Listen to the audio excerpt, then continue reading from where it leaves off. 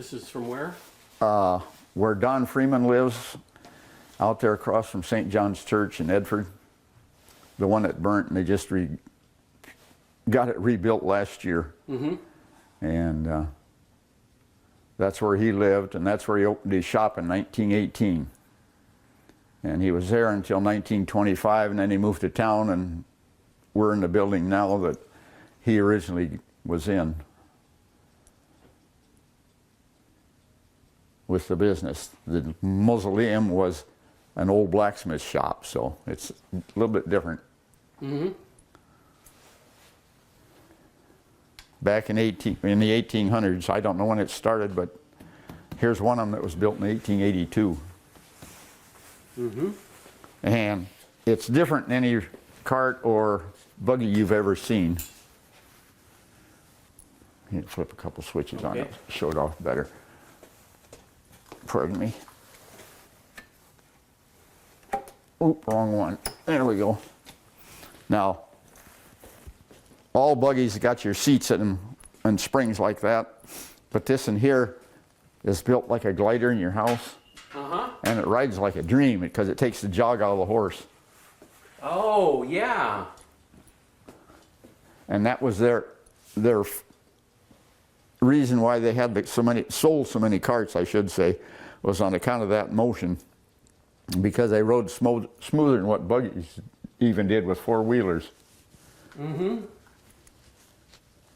And in 1882, they sold $755,000 worth.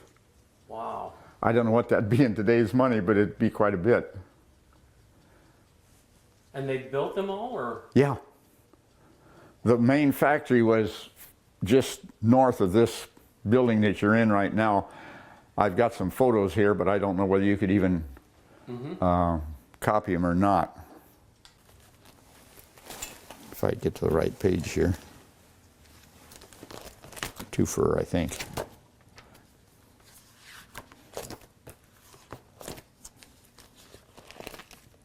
Yeah, there they are. Now these will come out. That's no problem.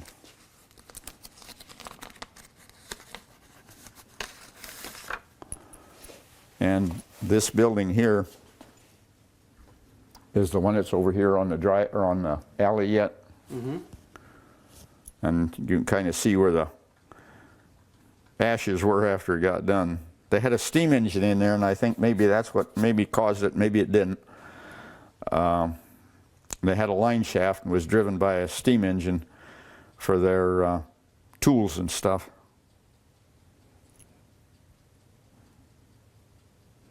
And there was a ramp that went between this building on the picture and our building, and they had the paint shop upstairs. And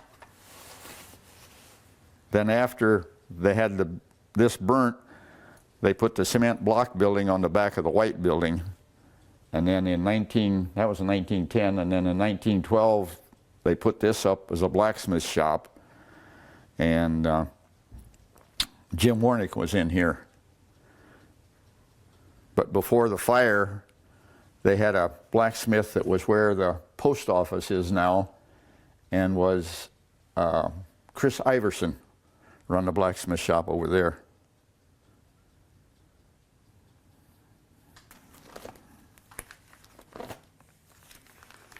A lady, Mrs. I can't think of her name right now. I can't read anyhow. Can't see it. It's here someplace. Patricia Olson. Yeah. And she wrote to the Chamber of Commerce and wanted any information that anybody had on the Geneseo road cart, because there's a brass tag on the back of every cart. And the Chamber of Commerce didn't know who had anything to do with it, and they gave it to the museum, and the museum, of course, knew where it come from. So she come over, and I called her up and I asked her what she wanted, and she says, anything you've got for the road cart. Well, we faxed her 11 pages, and she wrote back, replied nice, and I called her back again and I asked her if it was for sale, and she said, yes, it is, because we don't have a horse anymore, and I would like to have it be, you know, somebody that knew something about it. So anyhow, we went back up then on a Saturday and bought it. And this is her grandfather that bought it originally, who gave it to her father, and then he gave it to her, which is the lady I bought it from. And this is her and a cousin in a parade sometime in the 50s. It's explained here in the letter in, can't even think of the little town now, Westby, Wisconsin. And that's where. Do you know what these sold for when they were new? Yeah, How much were they? not much, I didn't. but it was plenty for back Yeah, it then. was a lot of money then. Yeah, and see how bad it was? Oh, yeah.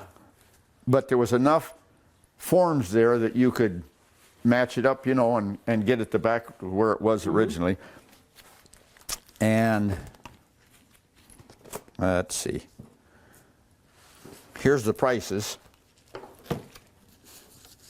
And mine is the cheap one, a $60 one. Now, a lot of them had tops and bigger ones that had, you could have 2 horses pulling it. Oh. So And- 2 would be side by side? Yeah, just like a regular one. And see, here's the list of the dealers that they had. Oh, wow. And the ones that were made for the czars of Russia and Germany had mink and ermine lining, upholstery in them.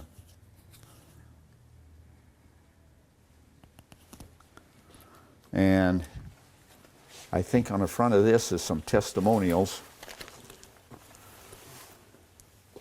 of people that bought them originally and then had testimonies on them. And here's another set of more carts. Like I said, mine was the cheapest one. And this is an advertisement, one of the early advertisements here.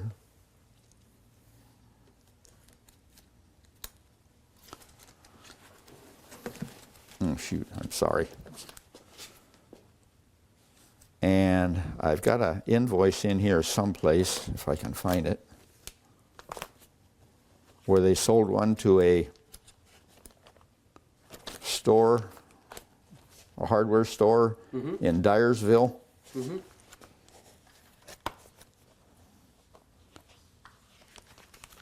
And see, there's the original building before the fire, and the ramp went from this building over to the other one, from the other side. Oh, where is it here?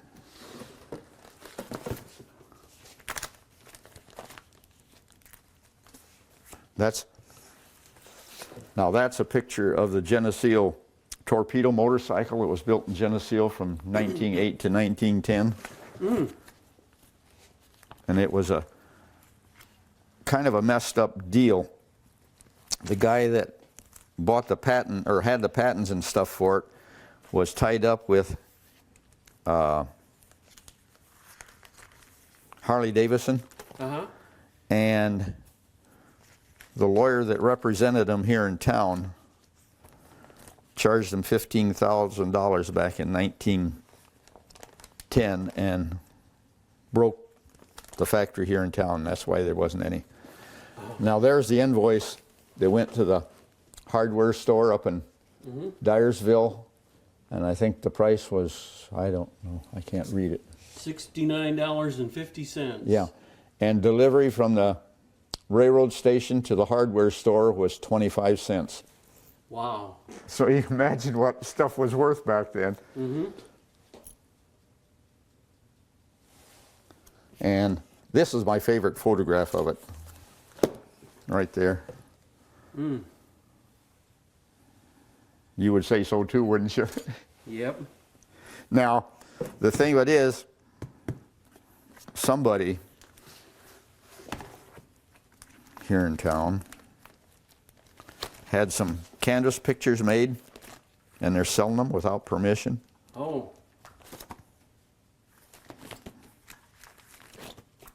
Of, let's see, where is it here? Isn't this one? That's the other one. But anyhow, they never got permission from her, and she owns the horse. Mm-hmm. And I hired her every time to drive the horse. And they didn't get permission from her or from me, either one. And I don't know whether they can. There. This is the picture that they made. See, it's kind of a fancy, old-fashioned one. Mm-hmm. Oh, that's that house over there by the park. Yeah, but see, this is, well, this is the one here, I guess I should say, that they have been copying and selling. I don't know whether they can do that or not. Well, you can't copy someone else's picture, but you can take your own picture. Yeah, and have it done. Yeah. Mm-hmm. Since that's on But a public you street, s- if they you- took their own picture. You still have to have permission from the people that are in it, right? Yeah, you need a photo release. Mm-hmm. And they never got that. Not that it makes any difference. Mm-hmm. But I like this one better anyhow. The horse sets off the cart and the cart sets off the horse. Mm-hmm. Now I guess we'll start with over there in the corner and go from there. And I think you'll have to use your, take it off your shoulder, I don't know. Okay. Well, we'll see. Oh, come on, focus. Moved this year. Okay. And I've had other problems. I got allergic to my heart medicine and lost my eyesight completely. Ooh. Okay. But go ahead and tell now- me about the batteries here. Now the battery, the glass one, is right here. See the banks of them?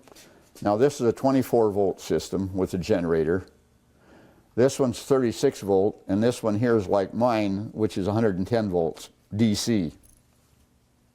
Mm-hmm. And it takes 55 of those batteries for mine, Wow. if you set it up right. Right. And this here is just a cell out of a different glass battery to show how they were built, manufactured, put together. Uh-huh. During World War II, some people would let their car batteries or their truck batteries or whatever they had go too low, and then they would freeze and crack the case. Well, you couldn't buy new ones, so we would buy new cases and rebuild them completely. And this is the funnel. See the ribs in there? Mm-hmm. That's to keep the acid from swirling around and coming back out. It would just Oh. pour right straight into the battery. Uh-huh.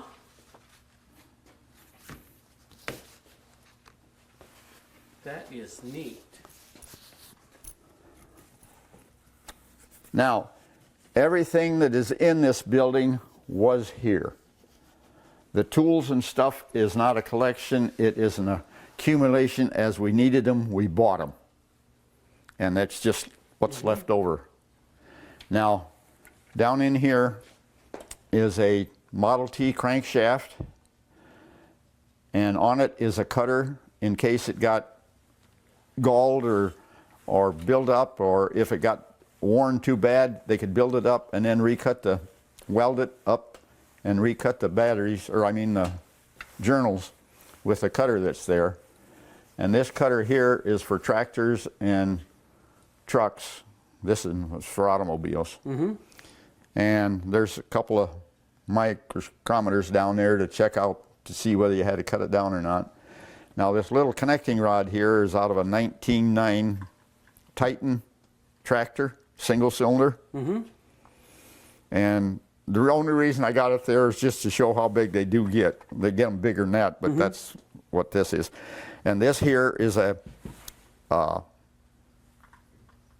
connecting rod straightener in case they got bent. Mm-hmm. Now you just replace them. You don't worry about things like that.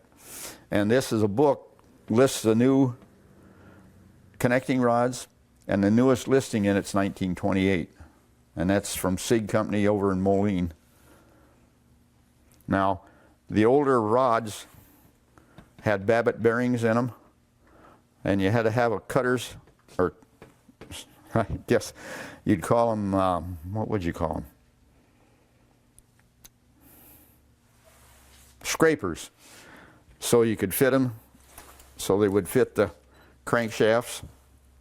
And then they had another little gouger in there that you would gouge and put the oil where you wanted it for your oil to flow so that it wouldn't burn up the bearings. I got one down in here, show it. And this piston and connecting rod here is from a Minneapolis Moline R tractor. There's a piston there from a Model T. Now there's ring compressors. Some of them go completely over the whole piston and take in all the rings, and some of them are just for the top rings. And there's a single one down here by hand that if you accidentally slip one out and don't want it or can't move it, why then you put that clamp on and get the ring in to push it back in the cylinder. Now this reamer back there is for when they had the original connecting rods, the piston pin was tight in the rod and not in the piston.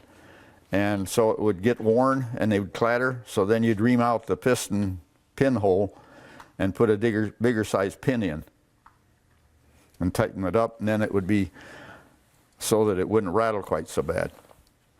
Now there's a cylinder hone for the cylinders in case they got roughed up, while you could smooth them down. And you got piston rings that were from the Geneseo piston ring factory right here. There's two of them that were samples. And the only thing that was, the guys come in, set it up, asked people to invest in it because that was going to be the thing here in town, a factory. And they moved out of town and never made any piston rings. Now the little thumb nut deal there is an early piston ring groove.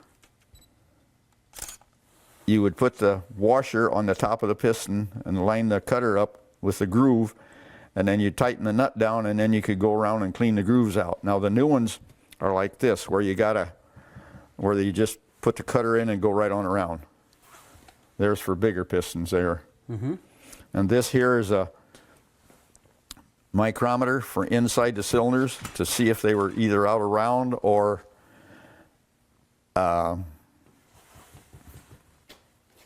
tapered from top to bottom. And if so, then you could rebore them.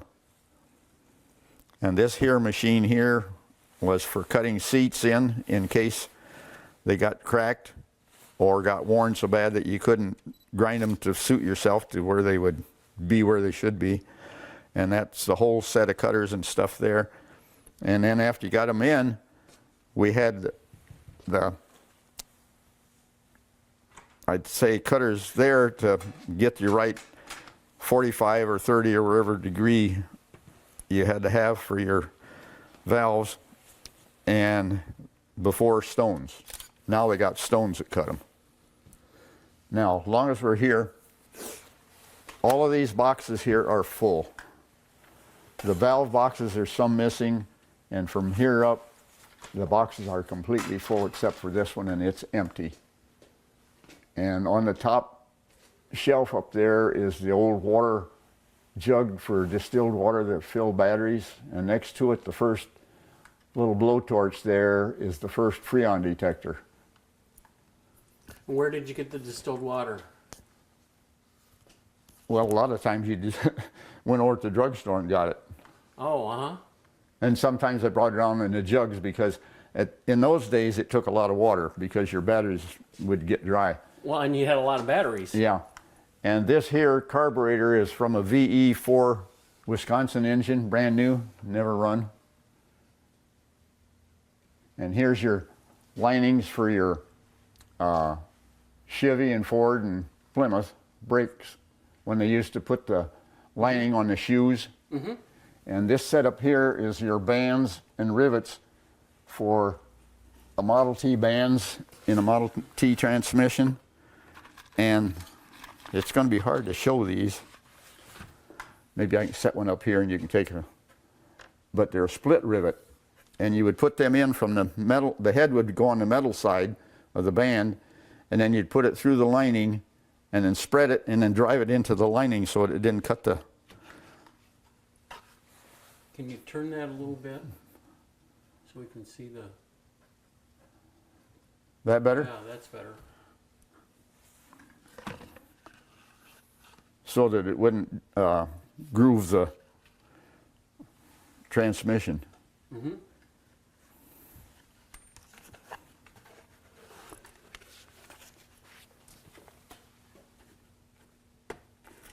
And that's some of the bulk lining. You could buy it in a roll if you wanted to, and make your own. Otherwise, you bought them in a box. I guess I'm going to take that off of there. See, that's the bulk. Otherwise, you would buy it in a box already cut. What'd you cut it with? A knife. Uh-huh.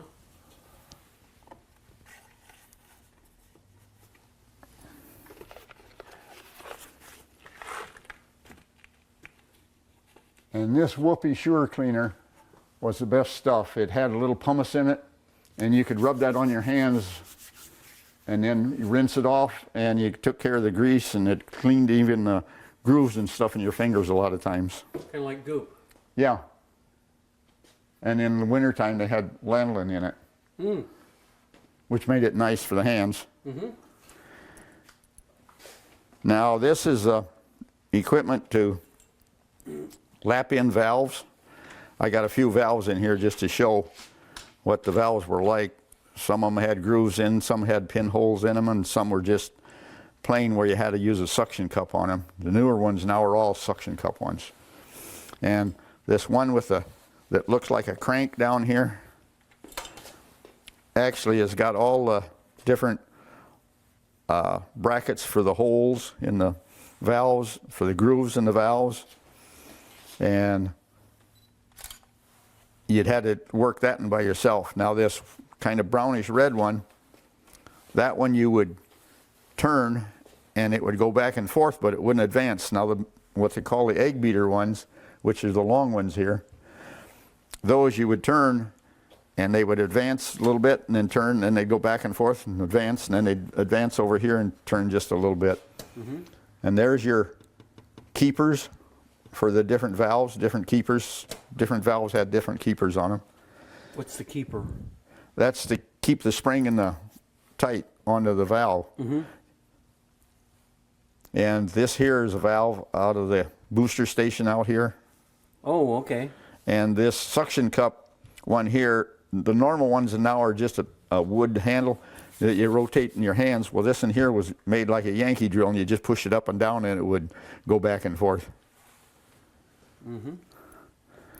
Now this red coil here is from the Model T magneto. It generated electricity for the coils and the lights. And this magneto here that's sitting on top of it is from a R Minneapolis Moline or a Z. And here are the original points for a Model T coils. Mm-hmm. And there's a few spark plugs there that are different sized ones. And this here are points in the Model A era, and they fit Chevy and Plymouth, and I don't know what the other ones were, but they were, at that time, they were 50 cents a box. They're brand new and they're still in there. And how often would you have to change those? Oh, when you're, it would vary. They're running good. Yeah, it would vary. It depend on the time. You know, sometimes it would, you could go with one set of points and they go forever. And they're tungsten points, which helps. Because some of them were softer points, and then they wouldn't stand up as good as those either. Now, that socket wrench there, I've got a set of socket wrenches that is square like that. Yeah. And the handle has a ratchet. It goes over it. Yeah. And then it's also got an extender that sticks into the inside of it. Yeah. Now, before we get any further, this here bar is for the old flathead Fords for taking the valves out. You would use this here, would straddle the valve and push up the spring, and then you take the keepers out, and then you could take the valve out. And this fuel pump is both a fuel pump and a vacuum pump on a 37 Pontiac. And here's a vacuum motor that would run off of that, so that you would have, when you went uphill, they didn't quit. Oh, uh-huh. or if you were accelerating, they wouldn't quit. That's why they had the extra big pump there for both the...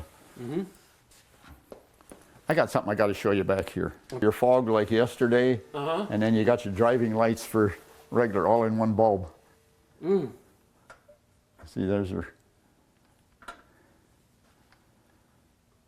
And when I was a kid, I used to have to move that every time we ground valves because they were in over a box of, what would you call them? The adapters, I guess, that would go in the grinding machine when we ground the valves. Right here is a valve grinder, early valve grinder, and you would put a drill on that end of the valve, and then somebody else would run the cutter back and forth against the face of the valve so that you could reface the valves. It was kind of a slow process. Now it's all ground. You shove it in and set it, and it's done. It does itself. Yeah.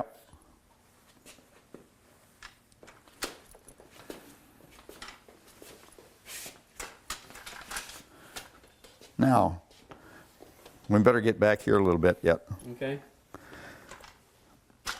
Here is a set of taps and a reamer, and if you screwed up threads for a spark plug, you could ream it back out and go to the next size spark plug, and instead of using a helicoil like they do today, you had an actual tight thread like you always had, just like it was new. And there's a cutaway plug there that was a salesman's sample to show you how the plugs were made.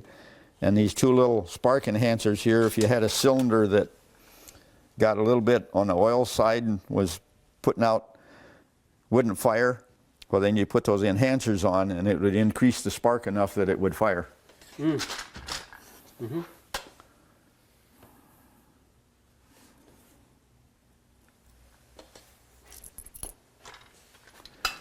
Now, all of these oil cans are full. All the spark plug boxes are full.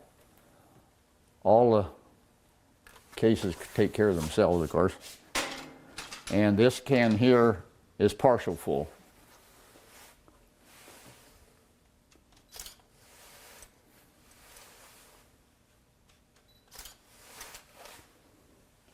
Now, down in here, there's a timing chain for a Diamond T truck, an old hard rubber tired one. And it's got an eccentric bearing because you couldn't take a link out of the chain because you'd get it out of time if you did. So when the chain got a little bit loose, you could turn that bearing and then it would snuff up and be tight again. Otherwise it gets sloppy and it'd misfire and backfire and stuff. Now this magneto, the only reason I took it apart was because it was a nice one that you could take apart, that you could show all the pieces of it. Your little armature and your cap where your spark plug wires go in, and your gear drives, it was brass, so it showed up good. Here's your two magnets. Now this is the new one here, you can't take them apart, but the old one you could still take apart. Now, oil filters. This one was where you would repair or replace the waste in it. You would take the old waste out, throw it away, and put the new waste in. This tractor behind us here, the 1935 Twin City, has got one of those filters in it at the present time. And this one here was built like the Fram filters were, and you could stick that in, and there's waste inside that that did the same job as this one, except that it was in a cartridge and you didn't have to pack it in yourself and didn't have to mess around. And this is a Fram filter from a 1930s, either 7, 8, or 9 Alice Chalmer. You can see by the color of it, it was Alice Chalmer. And here's a salesman's sample of B square oil and a salesman's sample of monomotor oil. And if you bought B square oil, it was good oil. The mono oil wasn't too good. It carboned up too bad. And the medallions there have got the long pins alongside them. You could put them on your radiator and show that you had B square oil in your car. And these postcards down here, as you can see, the stamp was a penny yet, And the one ink blotter I think is 34 and the other one is 37 in another year. I don't know whether you can see it with your camera or not. But even that Vito one up there was a penny postcard yet.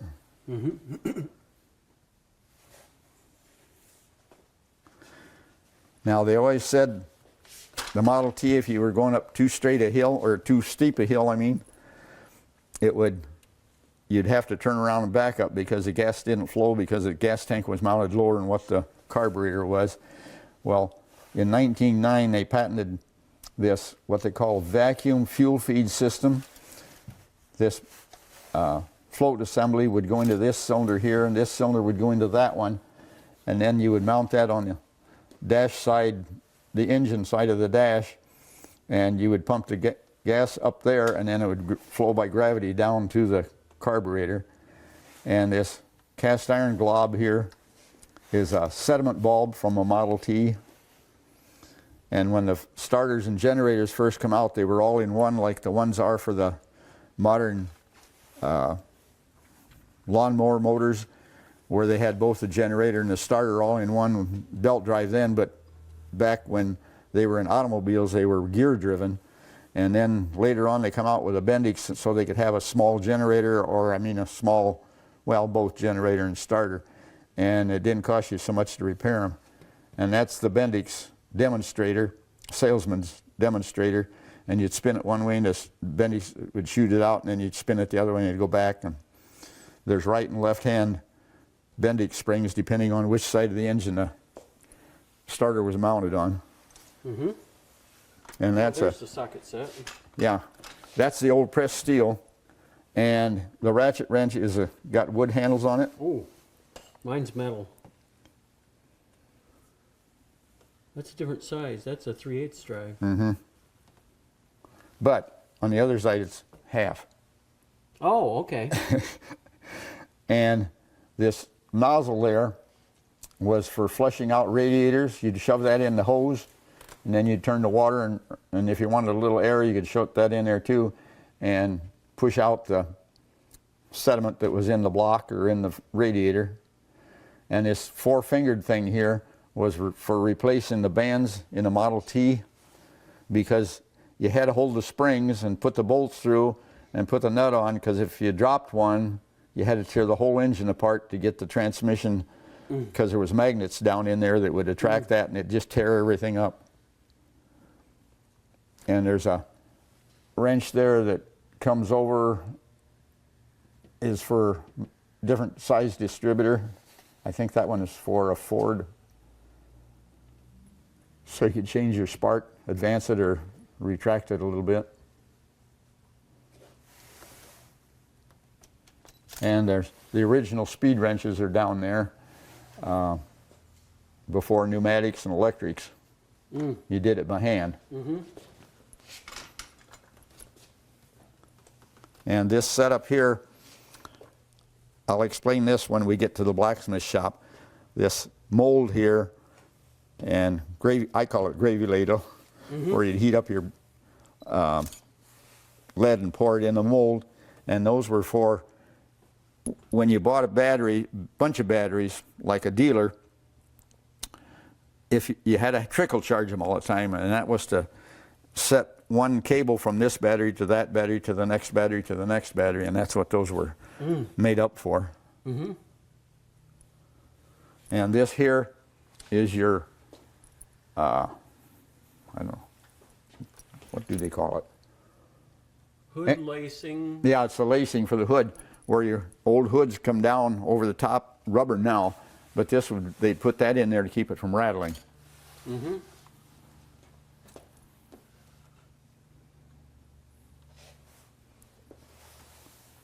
And there's a full set of body and fender tools.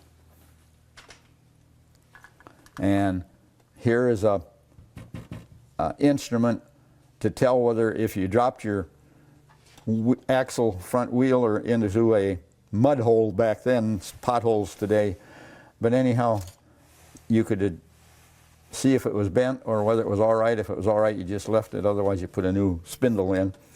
And that body file back there, you turn it one way and it curves this way, you turn it the other way and it curves the other way for your body and for going over your fenders and stuff. And this here is a small pinstriper, and when we get over to the safe over there, I'll show you what it does. But you'd put your paint into there, and you had a little roller that we run across the metal, and then you could pinstripe your fenders or your hood or whatever you wanted to pinstripe. Sometimes the wood wheels, they did it on the older buggies and stuff. Now the paint samples there are from the 20s, and you would match up your make of car. I think you can see them on there. Chevy and whatever they are. DeSoto, Ford. DeSoto and Ford, yeah. Different ones. And then you'd match the color, and then you'd turn it over, and that'd give you the formula for the paint. Now. So the formula would be like what you have at Farm and Fleet where they mix the paint. Yeah, right. Yeah, whatever color it was. Now, all of these here, wax cans are empty, and the jug to here are empty. And otherwise, they're either completely full or partial full, all the cans. These here are the old alcohol cans, and they're still full. And this is a gas heater that went in the flathead Fords because the water never got hot enough to give you heat in the wintertime. And that radiator or heater core there, I don't know what it's out of. It's got a honeycomb to it, and I haven't had anybody here old enough to tell me what it was out of. And this square box here has got a flat belt in it for a 1919 or up to 1927 Studebaker, and I think it fits Ford and some other ones. And the pump down on the end is a brand new one for a Model T Ford, where in parades they had just gravity feed for the water, and it would get just too hot. Now here is a transmission out of a Model T, and here you always hear the 3 bands. That's where they go, right there. And that was high, low, reverse, and the brake. And these are the magnets I was telling about that attracts the nuts and bolts and stuff. If you drop one in, then you got to tear the whole motor apart to get the transmission out.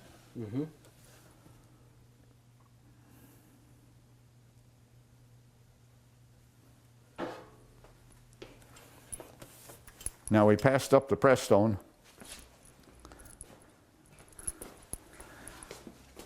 These are the original cans. It says does not boil away.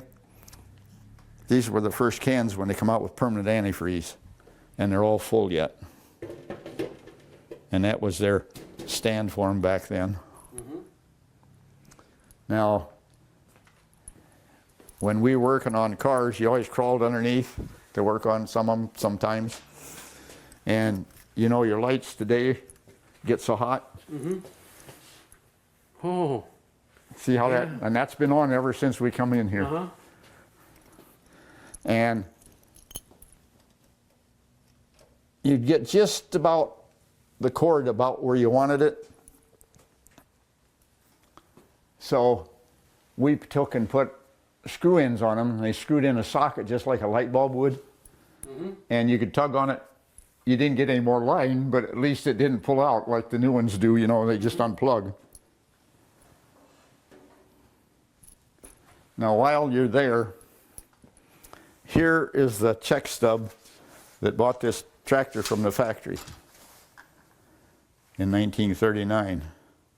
Was $815.57, and I still haven't figured out what the 57 cents is for.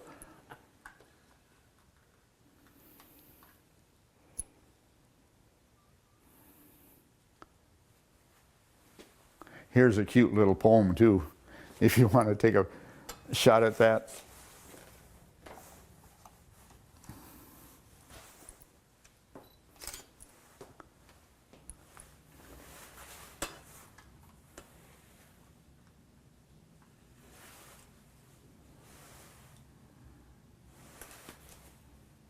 And that was put out by Vidal Oil Company back in 1942.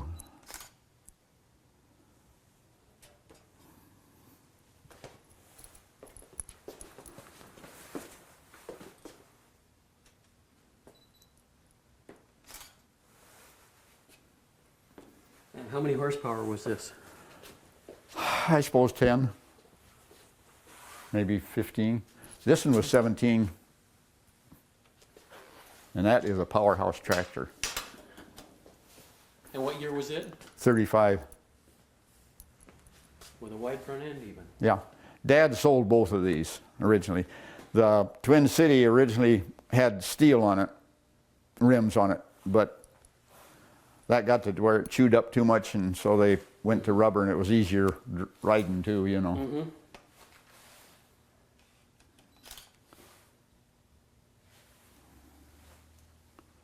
I haven't got a muffler on there. I had to chisel the old one off because I couldn't get it in here. Oh. Well, we had it stored, and that's when I chewed it off, or chopped it off, really. Mm-hmm. Piece in, but they were a foot wide and 2 inches thick. 2 inch. Oh wow. And they were for the locker plant when they built it here in town. Okay. Dad was in on that deal, installing this stuff. And The locker plant was the meat locker. yeah, over where Weber meats were, Mm-hmm. it was Klinger's locker Okay. at that time. And they did the butchering and so on and so forth for you. And then everybody got freezers, so it kind of got wayside, you know. Mm-hmm. And that was a piece that was left. I've got some pieces at home too. I've got one whole wall in my basement family room that's cork. It's 16 feet long and 9 feet tall. It's all cork. Now So this, it was insulation then? yeah, that was the insulation for the, they'd build it up. What you would do, you'd put one layer up, and then you'd go to the next layer, and you'd put a sealer in between so the moisture wouldn't go through. And then you had wood pegs that you'd shove in between this piece and the other piece so that it wouldn't slide down while you was going further with, you know, more of the glue and stuff. And I think some of it was 3 and 4 layers thick. Mm-hmm. Because, you know, you'd sub-zero Yeah. and you had to hold it summer and winter. Now, there's a front end alignment tool there that if it got out of line, well, you could put that in and see which one was bad. Mm-hmm. And this little outfit here, you would lay on the floor. If your car was pulling the one way, you didn't have power steering back in those days. And it would give, it would pull the one way. So you'd notice it, and you'd put that on the floor and pull the car ahead, and if that went back and forth and changed this dial here, see this goes back and forth, and change this dial here, well, you knew that was a side, but if it stayed straight on that side, then you'd go over to the other wheel, and then you adjusted it until they both went straight. This is a early 1920s Sea King engine, distributed by Montgomery Ward for an outboard motor. And my dad and I was out on the Mississippi one time with it fishing, and it quit, so then we had to row back to shore. Now this is a 2-cycle gas mixture demolition hammer. It's got the chisel and the spade. Mm-hmm. And Compactor, it looks like. huh? It's sitting on a compactor? Yeah. And I run that compactor. It saved this thumb. Gangrene had set in. And I run that for 8 hours. Dad was building a new garage at the time, and he had this old Stuckey Brother brick that was built down by on Elk Street there by the creek.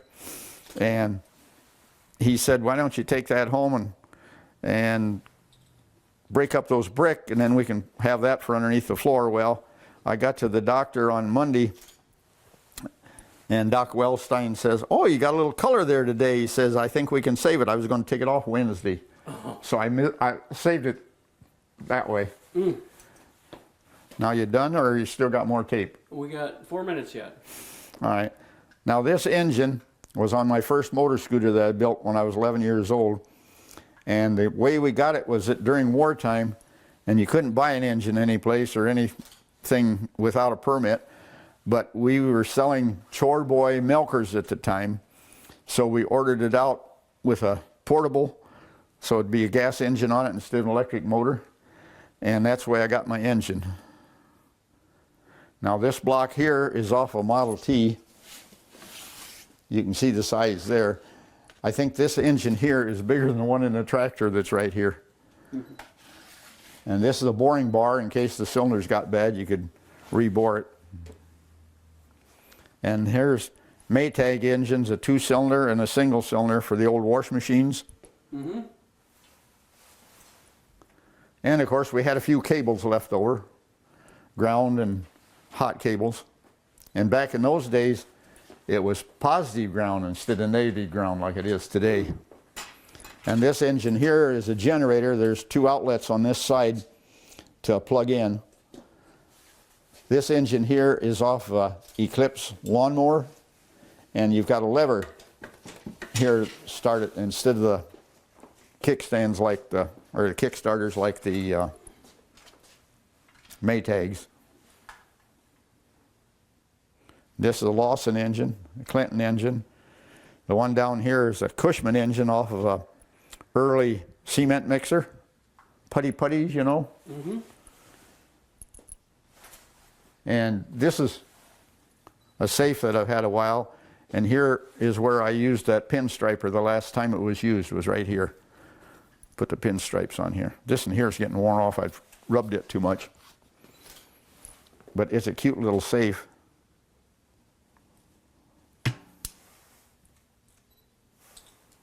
And this bank was the First National Bank, not the Farmers National Bank. Now this was the First National Bank.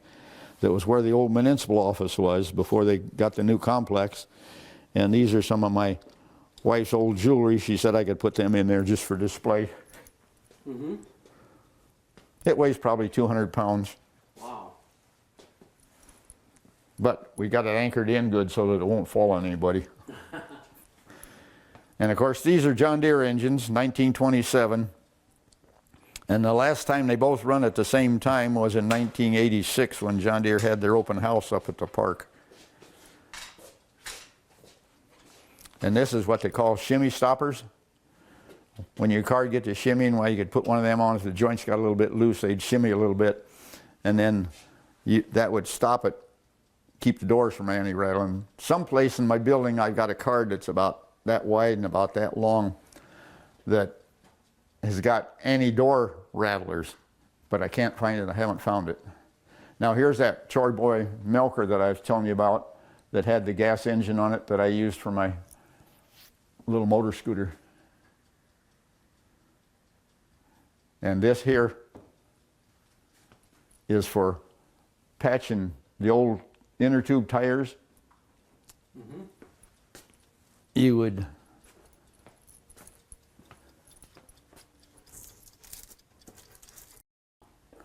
well, these are the ground cables here, of course, that were bare, different lengths and so on and so forth.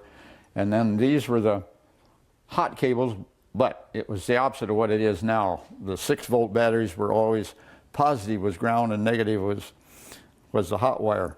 And some of these run 6 and 8 feet long, depending on how far they had to go from the battery to the, or from whatever they had to the starter. And these, all kinds of gaskets here that, and that's just the way they were on there when I brought them out here because they were still there. I didn't take them out of packages or anything. They were still on the pegs. And this hose cutter here, you'd lay the hose on here.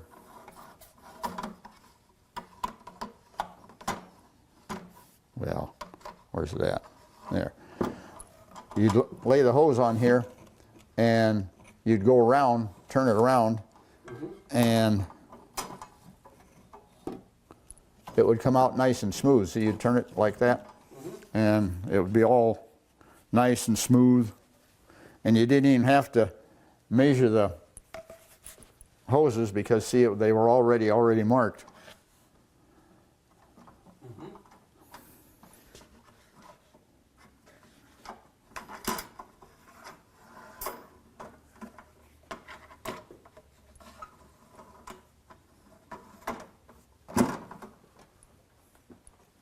Now originally, the original building that was here was built for a blacksmith shop. And the reason why it's a new shop today is because the roof had been patched and patched and patched, and it wasn't fixed yet. It kept leaking all the time. So I asked the contractor if he could remove the roof and just put a new roof on, and he said yes. And come to find out, when we got the roof lifted off, the walls were bowed and there was no foundation under them, so we couldn't do anything to rebuild them. So we started with a new building. And that's why it's like it is today. And now these hooks here are for scalding hogs. I don't know whether you've heard about that or not, but they would put them, butcher them, slaughter them, and drain the blood out and leave it in the carcass altogether, and they would dip them in either a 55-gallon bun or one of these kettles like they make kettle corn out of today. And that would scald it, and then you would take a scraper like the one up there, and that you'd scrape the hair off of it. Now these are just regular bale hooks here, and this little clamp here, I got to tell you, I got a little story about that. I was having trouble with the brakes on my bicycle. Well, you know what cable brakes are like on a bicycle. They're real fine. And a friend of mine come in here and he says, they tell me you're having trouble with your brake cables. I said, yeah. He said, I'll tell you what. He says, I got something out there in the truck. He said, just right for that. And that's what he brought me in. I said, well, I need one for the other side so I can balance my bicycle back again. You left-handed at all? No, I'm not. My brother-in-law is. Yeah. Here's a set of left-hand upholstery shears. As you can see, you can't use them right-handed because they stick out here too much. And all of the rest of these clamps and stuff was all in the blacksmith shop, a lot of this stuff, and we happen to have it. And now the shotgun shells up there were my uncle's, and when he moved to town, why he quit using them, of course. And so they're from the 40s and 50s, and they're all full. And this was my dad's last welding outfit that he used, and I haven't found his goggles yet, and I hope I do, because they got the formula in them so I know which ones are his. And this Bon cigar box up here is metal, it's not wood. These are sweeps for cultivators, half sweeps and full sweeps. This is binder twine, not baler twine, but binder twine. And these are the sickle sections they used to replace in the blacksmith shop. And here's a plow point that when they got wore down, they'd weld these on. Instead of putting the whole plate in, they'd put just a point on them in the blacksmith shop. And this little anvil here and hammer are a jeweler's. We used them for something else, but I ain't telling you what for, because I don't remember exactly what they were used for. Now all the wrenches, of course, and the hammers and that stuff, I don't have a hearth or a forge, but I do have one of the original anvils. And down here, this piece down here was made to round up a shaft, like on the buggy there where your axle, where your wheel sets, it's round, and the rest of it is square axle. And they'd start out with a square axle, and then they'd round it up, and then they'd put it in one of these holes and get it the right size. And this here little mechanism was for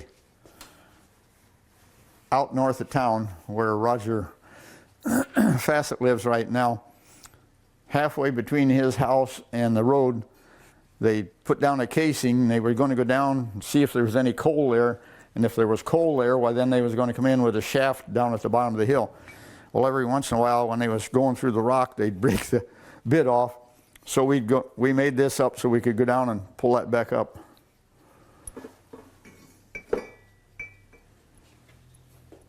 And this here is a puller that was made in the blacksmith shop here.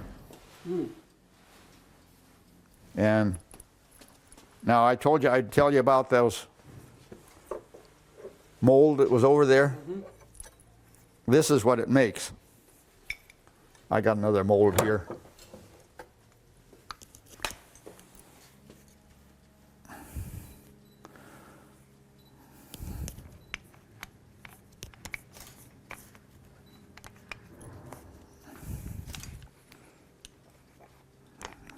on, Joe.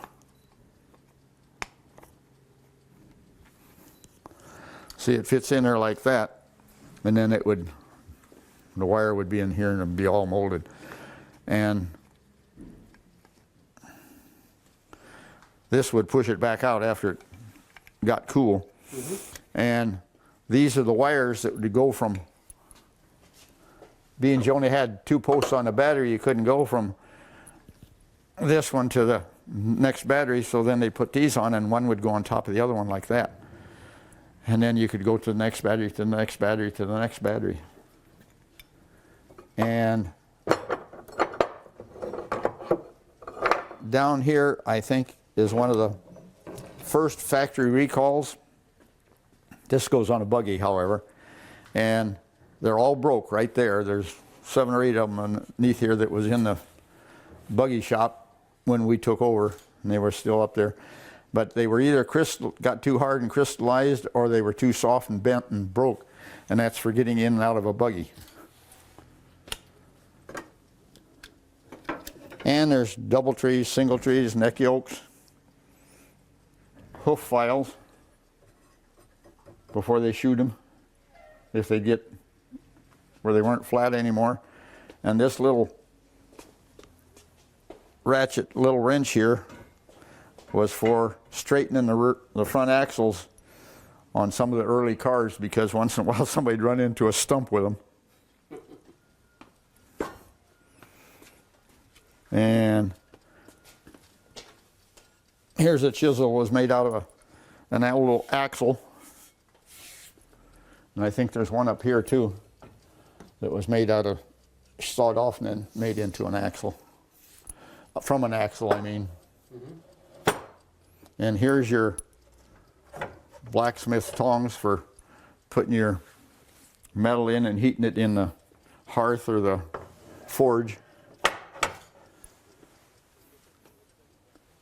And I guess that's about it here. Oh, this cabinet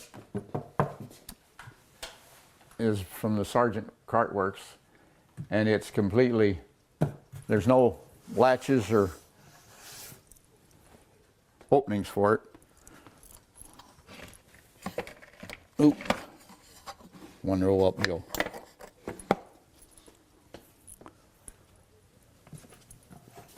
I think it was the bookkeepers for the Sargent Cart Works.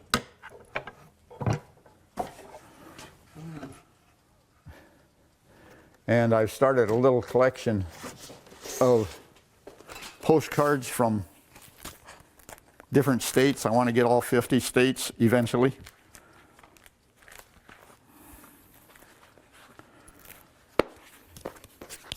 Whenever somebody comes that is from out of state, I always ask them if they'll mail me one back.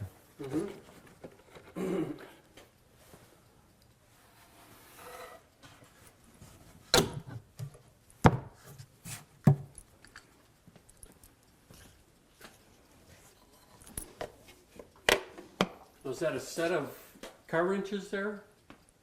What's that? A set of wrenches there? Yeah, that's early wrenches. And there's the brand. Crotterman or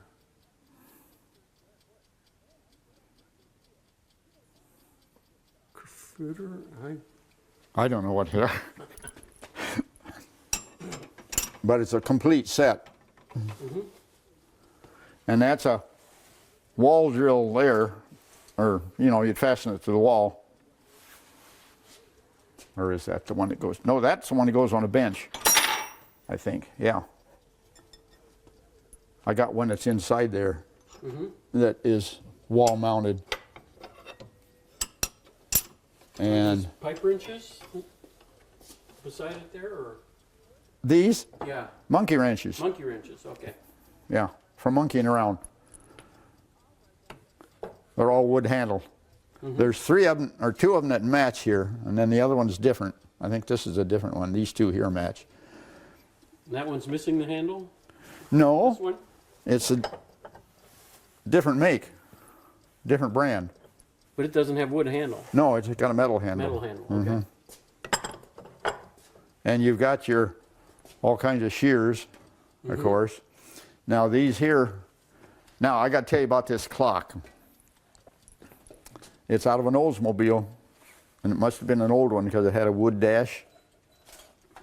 And that was down in Dad's basement, and it would keep time for him because he was working on crystal sets and radio sets for other people.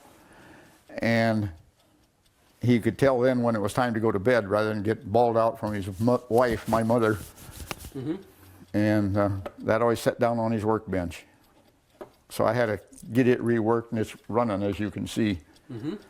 Now all of these different snippers, you can snip stuff off. They're black for the blacksmith shop. And some of these, like this one here now, that's for making fence. I've used those. And actually, I don't know what these were used for, but it must have been for snipping something. You'd put it in here, and then you could snip it off, see, like rods and stuff. Well, that'd work for fence too. Yeah.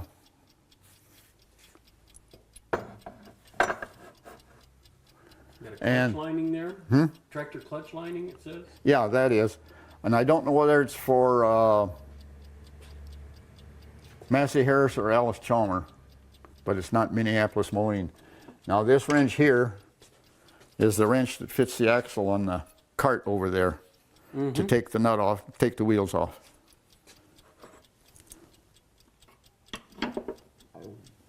And these file boxes have got new files in them. They've never been used.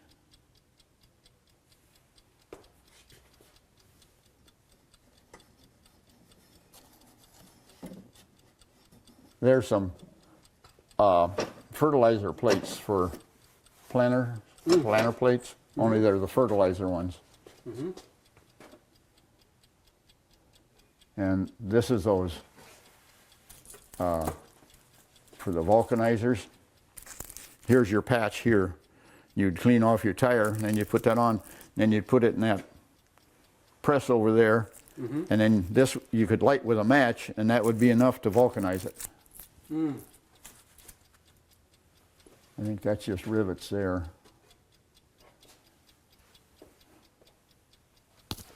And now down there, these signs, of course, we had them all these years. And the one down there is J.J. Gildon's son. When that, I guess you would call it, elevator burned or got destroyed, a fella brought two of them down that were all bent up and riveted together and this and that. And he wanted to know if I'd get them apart, and I said, I'll give it a try. Well, the one that's J.J. Guile down there is brass. It's not steel or tin. And I got them all straightened up and got the letters back raised up the way they should. And he took the good one home, and I kept the other one. But all of these signs, all of these, this here I lost for 2 years, and I finally found it to put it back up in here. It was upstairs, but it was down behind something where it must have even fell off or something. But all of the signs were here. Like I said, everything that is in here was here. We didn't buy anything to put in here.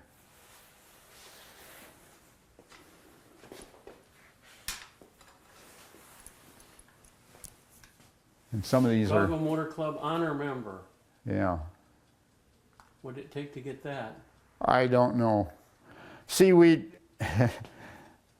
did a lot of service work on cars and stuff, and I suppose that's what it was.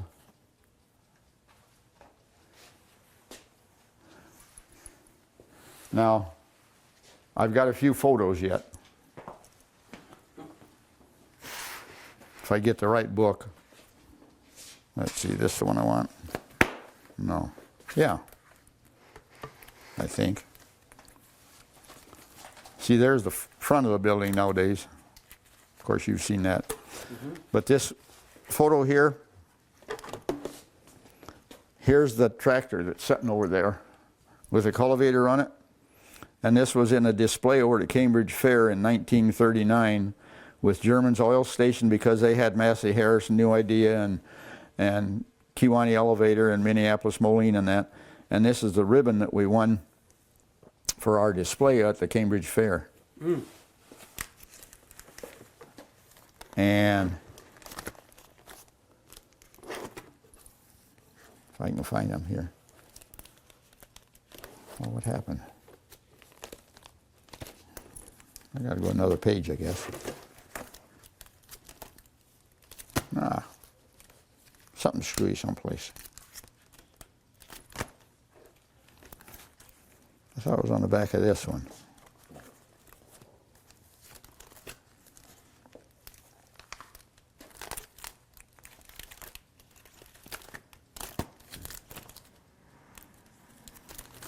Well,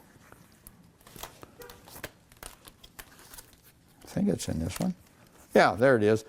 There's my motor scooter that I built when I was 11 years old. It was a three-wheeler. Mom wouldn't let me have a two-wheeler. And that's me.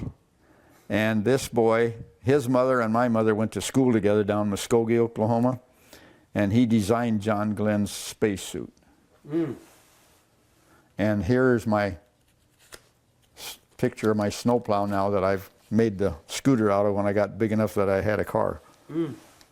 And it's just sitting in the other room if you want to take a look at it after a bit. And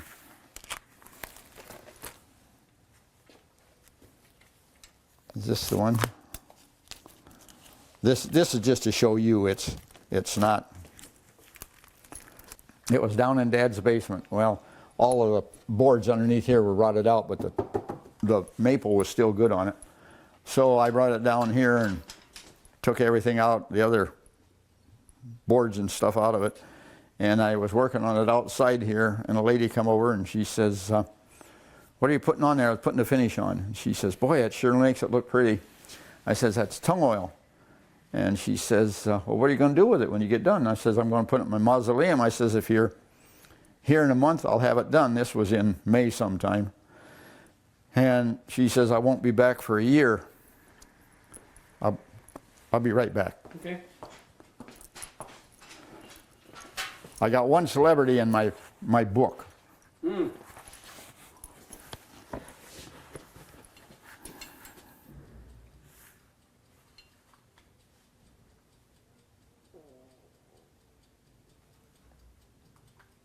That's why she won't be back till next year. State Department in Pakistan. I wouldn't give you 10 cents for her life right now. But in it, that's why I decided to have it, everybody sign it, was in 1938, I think it is here. A friend of mine's dad bought a tractor from us, and I don't know, it had parts or something that was, I can't read it anymore, so. I'm going to have you sign this too. Okay, I will do. Before you get done.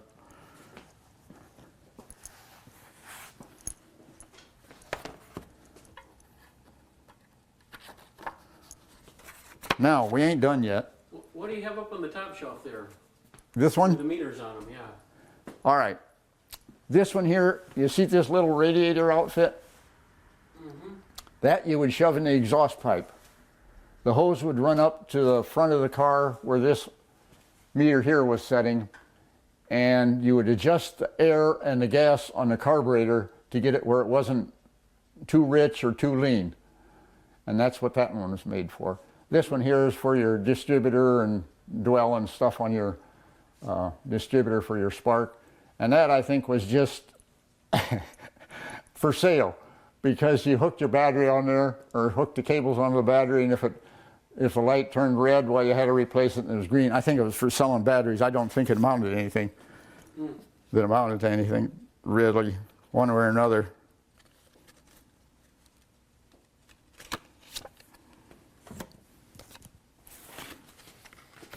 Now here's one of those postcards, but you don't have to mail this one back to me. This is for you. Okay. And this is one of our little cards. Oh, yeah, business card. So those are yours Okay. when you get ready to go.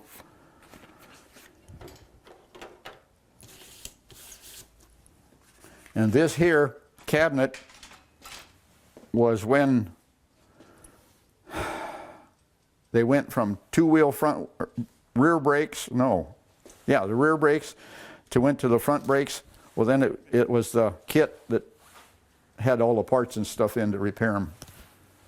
And this catalog here is your Alice Chalmer sales booklets, which they're all dated 37, 38, and 39. See 37, 38, 39. And these are the Minneapolis Moline tractor books.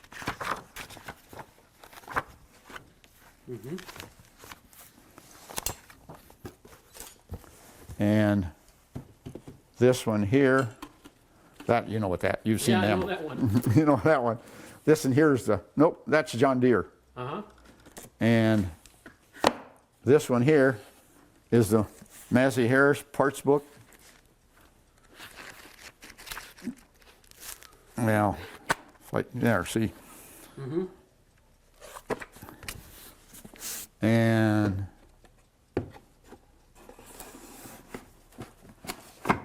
these here are the ones from United Motors.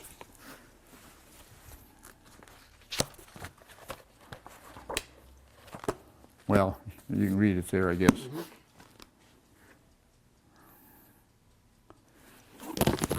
There's 3 or 4 of them in there.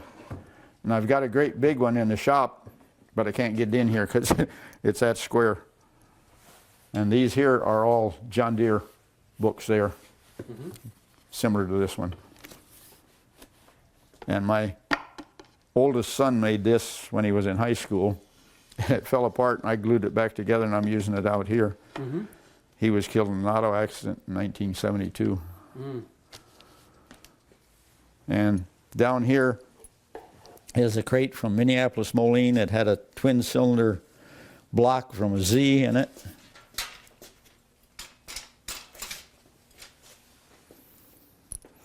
And this one here is from Alice Chalmer, and it's still got the Excelsior in it. And it had a crankshaft in it for an Alice.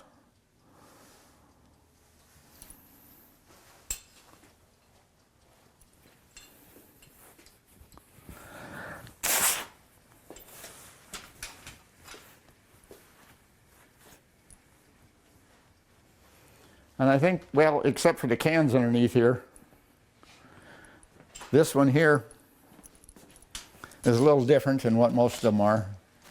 It was a vanilla can, shipped from Chicago to the Orsi's Confectionery, Geneseo, Illinois.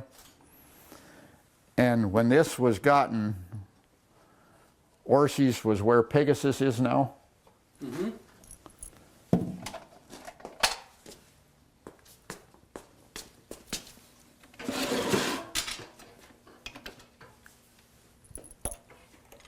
This is the lamp filler from the old Sargent Cart Works, because that's what they had to work with because they didn't have electricity in those days.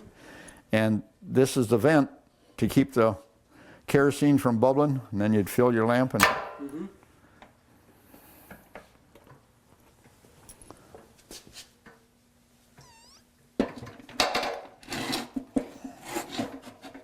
and there's all kinds of cans. The only reason this one here is there is because it looks like a miniature barrel, so I kept it that way.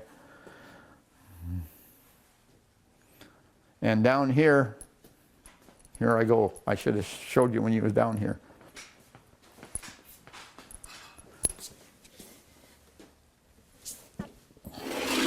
This box has got the permit on it for shipping it this way. Well, it never had a lid on it. And this can was in it.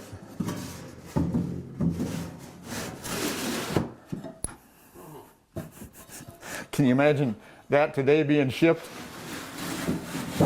How far would it get before somebody swiped the can? Yep. Now, did I tell you about this case? No. In 1952, my granddad moved to town in a brand new house and attached garage. And like all farmers, he had a few things left over that he didn't sell at the sale that he wanted to keep. So he put, these were barn boards originally, side barn boards. and he put them in the floor, or not the floor, but the top of the garage. And when he passed away, the lady that bought the house said, would somebody come and get those boards out of my garage? She says, I don't want them. Well, that was in 1989, and I brought them in here in that shed, the cement block part of our building, and set them on end, and they were there until last spring when we started putting this together. And they're beautiful boards. That's got tung oil on it too.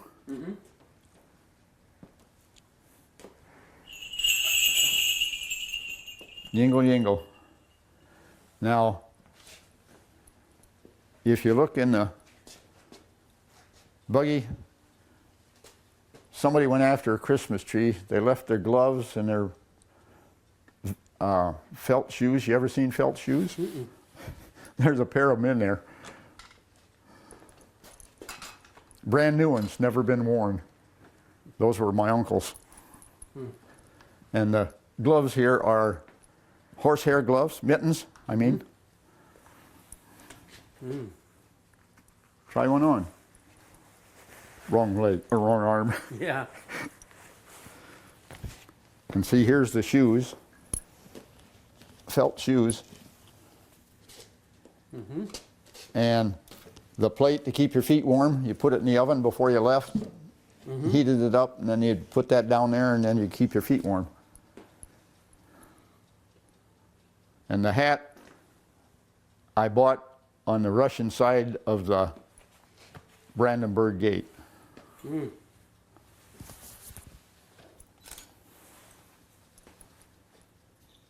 And of course, these all got a tag on them down here. That's how that lady found out where it was made. There's a brass tag.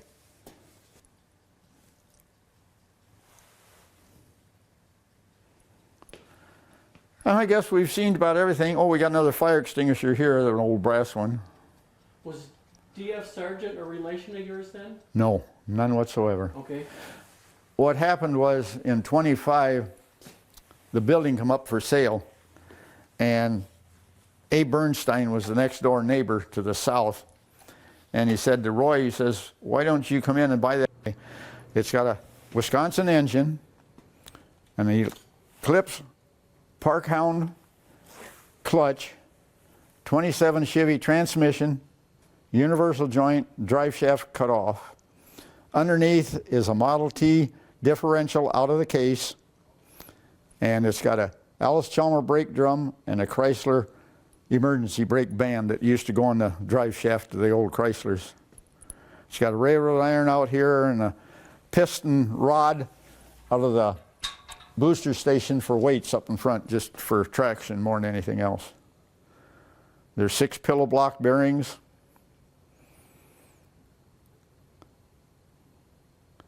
Two cast iron drop center rims and 1 bolt together rim. The seat is originally a tractor seat, and the steering wheel is off of an old truck. My neighbor was a junk man, so I could get stuff anytime I wanted it, what kind I wanted. And the blade I bent, I had a piece of flat steel and put it around a welding tank and used chains and a hydraulic jack, bent it. And it'll do 21 mile an hour. I was working off with water after. When it was a scooter, it'd do 50. You get just a couple spots. And we used to go all over, down the cities one time, the brake didn't hold, so we had to come right home. But it's got a spring-mounted blade.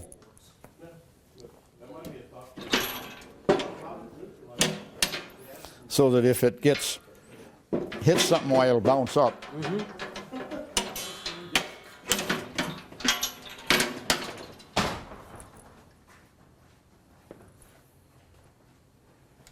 There's my first pacemaker. That's my second one. And my 5th one is here.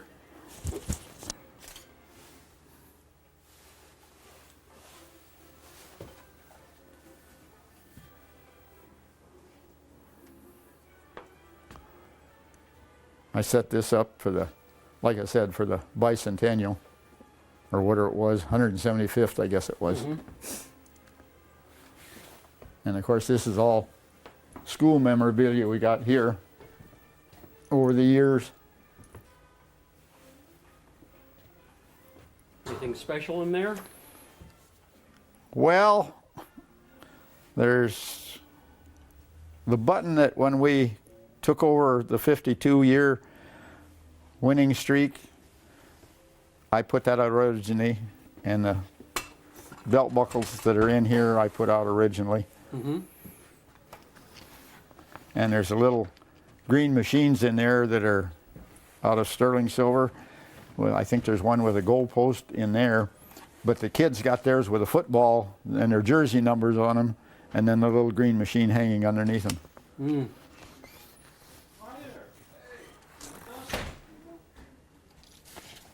What's the horn from? Model T.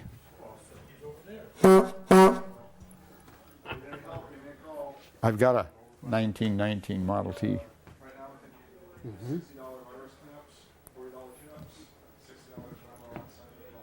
I'm going to plug in a light over here, I think, if I can find out where it's at.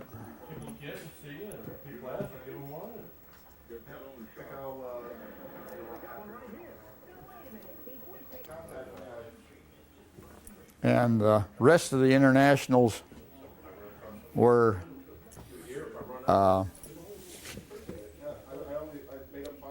tractors that the dealers got when they first come out with the tractors. Mm-hmm. My brother-in-law was in the office and he could get them for me, so that's how I got them.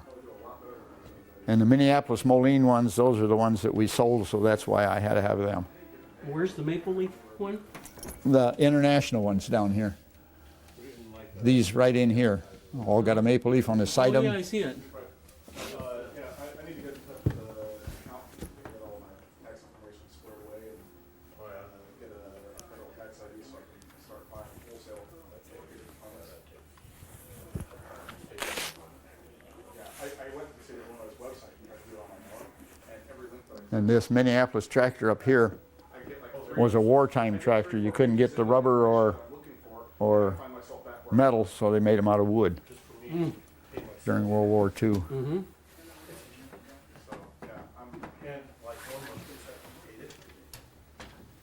Went back 2 days later and they said, oh, it takes so much time. Today's technology shouldn't take that much time. Yeah, no, sir. But I had paid it. Next thing I know, I didn't I had all this credit.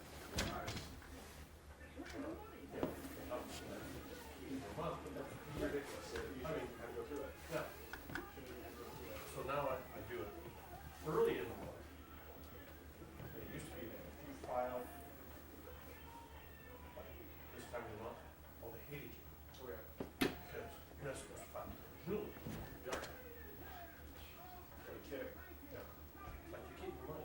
Like going on vacation, I gotta get it done. But the mortgage, I get there. Passwords, capital.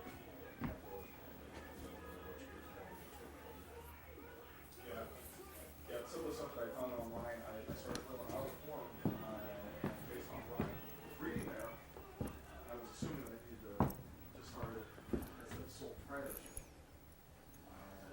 But then when I started filling out the form, there was nothing about the tax ID, it was my social security number. It doesn't work for me, there's places, when I went through to get wholesale parts when I was at, overseas, they want federal tax ID. So they get a membership to the website.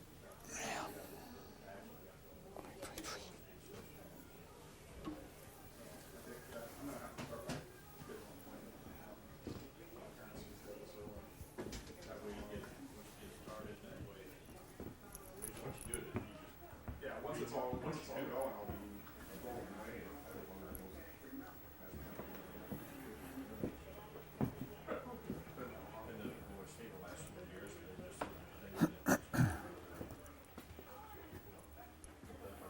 Once you get in, it's one of those I gotta get started first. I tried to do it on my own on the website. Is that a John Deere separator there?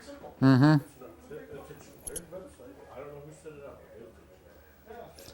And I think there's a I got like 4 wood box here. Mm-hmm. A friend of mine made that for me one year for Christmas. and it's hedgewood. Mm.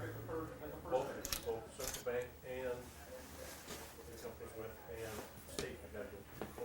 Ink and a paint job and new decals. I'll get out of your way here. Let's go through that again.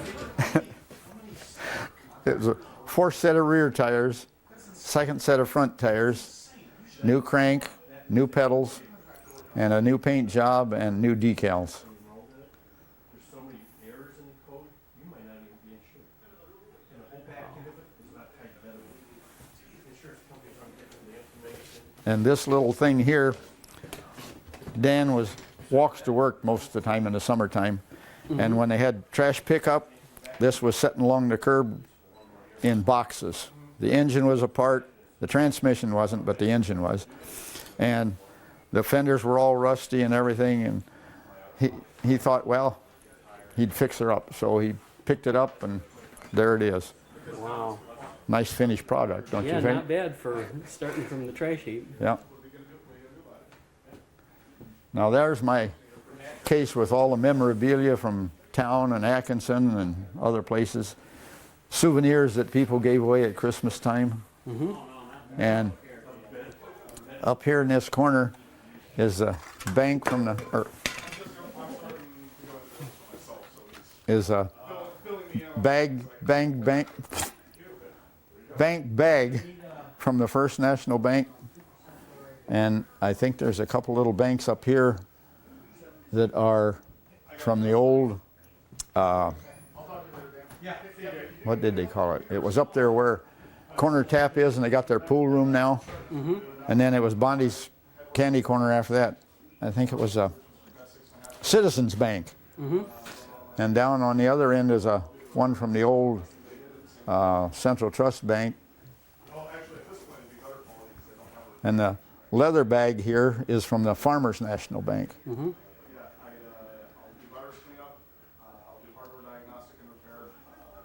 But it's all stuff that was handed out over the years to people, you know. Personal computer related, I can take care of it. 332, yeah. Have a good day, Dan. I'll see ya. Thank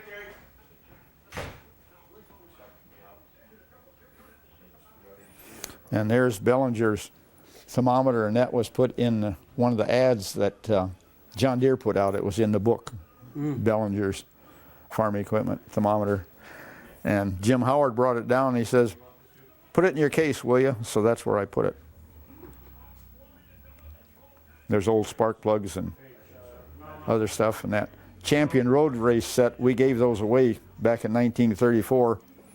And it's got 4 little cars and one of those little spinners in it that you can spin, and then you'd advance either 4 or 5 or 2 or 3 spaces. And there's flat tires, run out of gas, and other things. And some of them you advance so many, and some of them you have to go back, and sometimes you lose a turn. And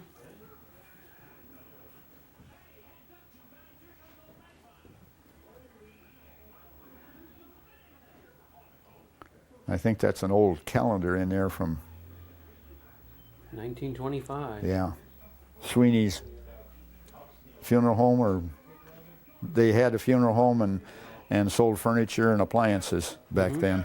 What cups I have, I don't know if they fit really. At my house, I've got a smoking stand that he sold Mom and Dad. Dad didn't smoke, but he bought it. It was given to him when he bought his other furniture. There's a hoofaboo. You ever seen one of them before?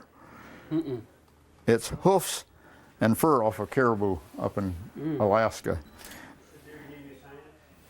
And this fella made, there's the different ones he made. And they were in a case like this. And I said to Jeanette, I'm going to take one of them home. She said, how are you going to get it home without breaking it? And I said, I'm going to stick it in with the clothes. So that's what I did. There you go.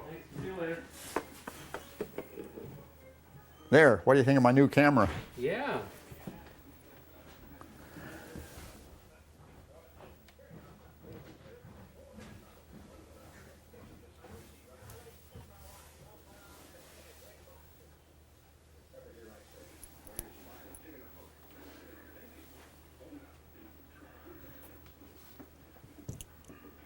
How much did you pick? I don't know, it was 100 and some pounds. Anyhow, we only got to pick for 10 minutes, and the chiefs, or the good corn pickers, got to pick for 25, and I was only 10 pounds behind them. Wow. But I got a good roll of corn, which made a difference. Now there's something down there by the hat too. What's that? I don't know. The strap on it. Oh, that my husking peg? No. No, that, I don't know. Dan, can you come over and tell him what it is?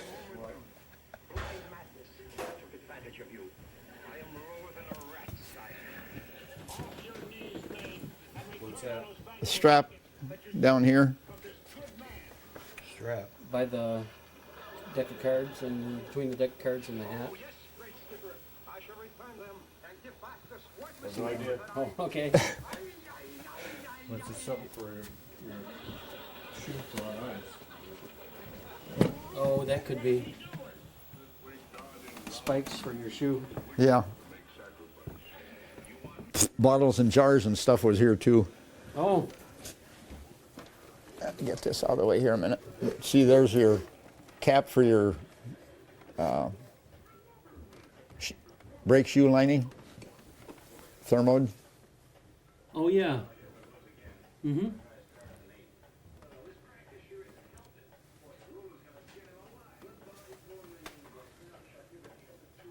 Joy, is that dishwasher soap or Yeah. dish soap? Probably. Use it to wash up stuff down here. I've got one of my trains at the museum or at the library right now. Oh, yeah. I've got the. Okay. The big wrenches over there were my granddad's, and he was a wildcatter in Kansas and Oklahoma. And this Explain Wildcatter. oil, hunting oil. Okay. And this pipe wrench here that's a chain pipe wrench, the booster station borrowed that because they had a 10-inch pipe that they didn't have a wrench for, so they borrowed mine. Now the rest of the stuff down here is my granddad's stuff. And the pick, well, the pick isn't, that was my dad's, for railroad, for putting the rock underneath the ties. That's the big one. And the little one next to it is a coal miner's pick that my great-granddad used to pick coal out of the bank when he moved to town here in town, or not in town, but out southwest of town. And he was in a creek bed that had coal out in it, and that's what he used to get the coal out to use it on the farm. And the spike hammer here is my dad's, and that drill that looks a little different than any other drill, that is for drilling in a corner or up against the wall. Oh. Of course, now you got electric one, you don't worry about things like that. And this flat-headed or straight-bladed hatchet, we use that to chop the heads off of ducks, geese, and guineas, and turkeys, and everything else out the farm. And there's a pair of tongs there for a bull. He put that in his ring or in his nose and lead him around. I don't know, you ever do that on the farm? We didn't have a bull. Oh, My uncle did. yeah. And there's a chicken catcher there someplace too, next to it, I think. The handle's here and runs down. And the spade is for Thailand spade in gumbo, so it wouldn't stick to the spade. And there's a brass plaque around the corner here that was off the Jocelyn Bridge when they tore it down. My granddad, that was a wildcatter, hauled some of the steel for that bridge. And I asked him if I could have one of them, and thank God I got there when I did, because somebody's stolen the other one. And this is a milk stool that Granddad used to milk 27 cows every morning before breakfast. And this little safe here was Harley Wildman's, and it was bolted to a post inside the garage. He had a filling station, And if somebody gave him a $10 bill, he'd stick it in there rather than put it in the register, because if he's out pumping gas and somebody snuck in, well, they could help themselves to the gas, you know, or I mean the money. Mm-hmm. And this is a corn sheller that's never been unbundled from the factory yet. When we had new ID, I kept that. That would be chain drive? No, Drive or- it's by hand, crank. Crank, okay. Yeah. It's never been unbundled, so the thing here that the corn rests in that goes up here is down here. Mm-hmm. And this is just momentum to carry it through when you're grinding or Flywheel. shelling it, yeah. And I don't know whether you've ever seen corn dryers like these or not. These were my granddad's.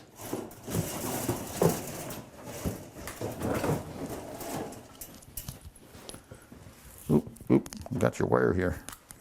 And they fold out, and then, well, come on. Anyhow, then the ears go through this way. And then you could dry 100 ears at a time. And that was for their seed corn, back when they used to have their own corn, you know. My dad tells about picking out the best ears to use for the seed corn for the next year. Yeah, that's where these were dried. Before they had the hybrid corn. Yep.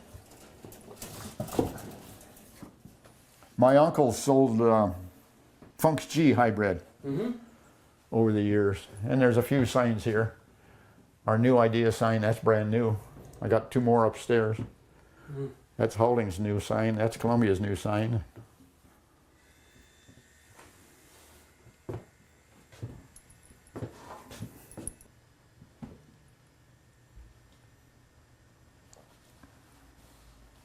And you sold those from here? What's that? You sold those from this building? Or? Yeah.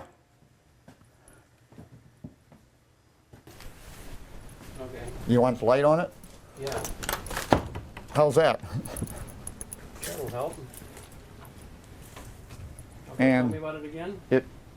It was the clock, town clock, and it said on the stoplight by the municipal office. And it got knocked down by a semi, got bent up and messed up. The glasses were all broke. The plastic inside was bad, and framework inside was crushed. And I rebuilt it, got it all rebuilt, and now they want it back. They were going to junk it. And there's fluorescent lights around there also that were broke. There's 2 red ones, your side and my side, and the other ones are white. Now why they're red and white, I don't know. I thought they should all be red.